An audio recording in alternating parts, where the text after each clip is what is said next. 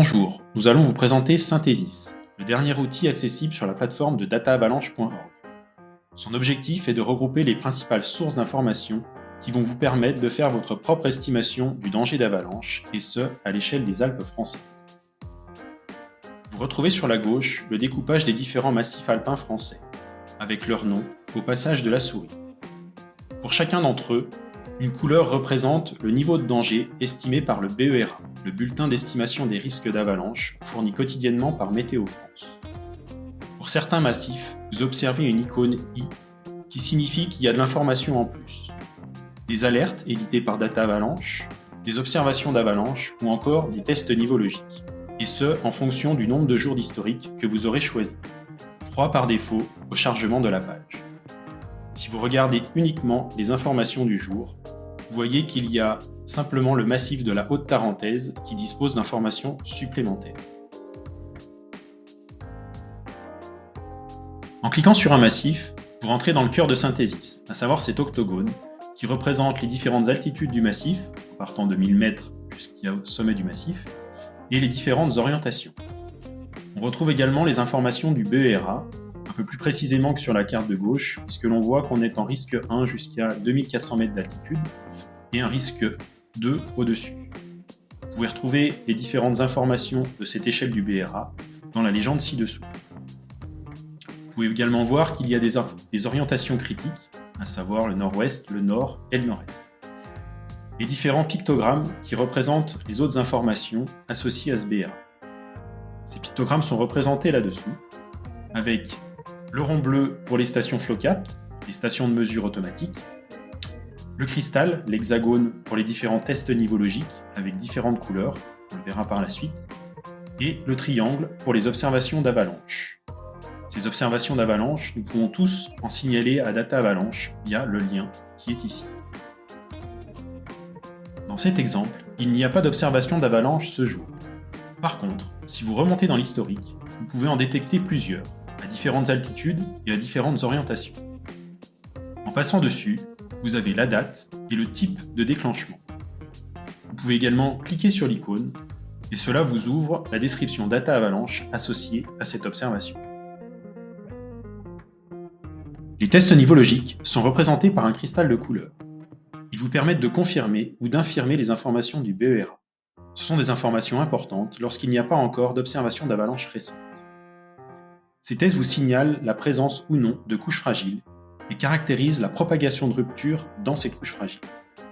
Lorsque vous cliquez dessus, vous retrouvez l'ensemble des informations du test, souvent associées à un profil stratigraphique. Ces informations ne sont pas forcément triviales à interpréter. C'est pour ça que sur Synthesis, nous avons essayé de simplifier les choses avec 3 couleurs. Vous retrouvez ces couleurs dans la légende ci-dessous.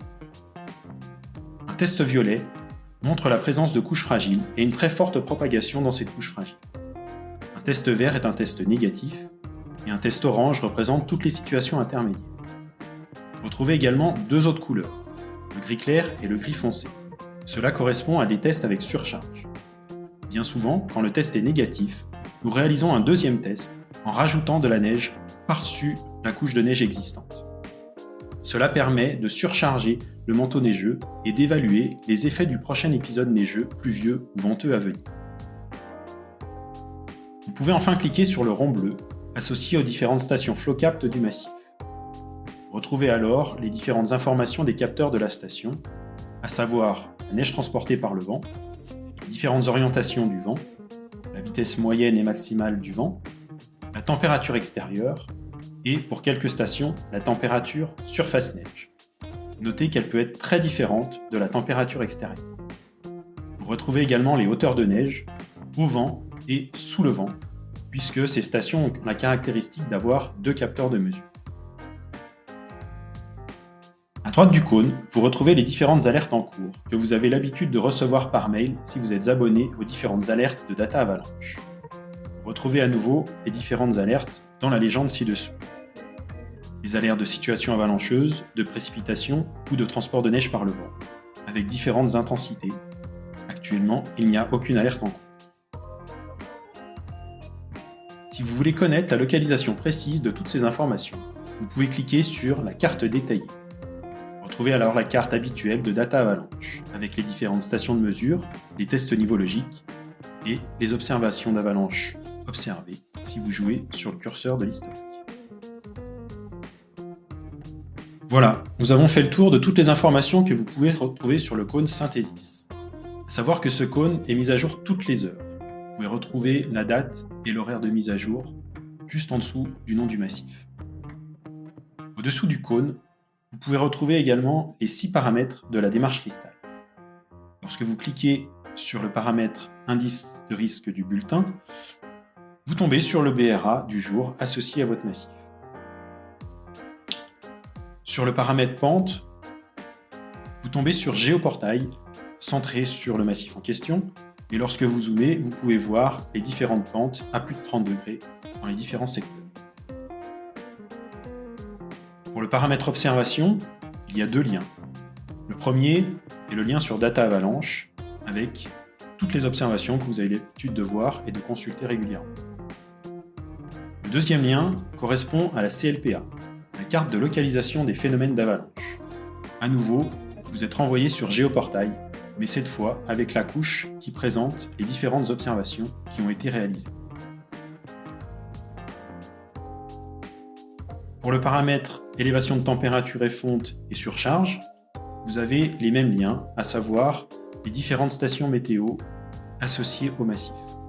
Les stations FlowCapt que l'on avait déjà sur le cône Synthesis, mais aussi les stations Nivose, s'il y en a sur le secteur. Enfin, pour le dernier paramètre, couche fragile, vous avez également 2 liens.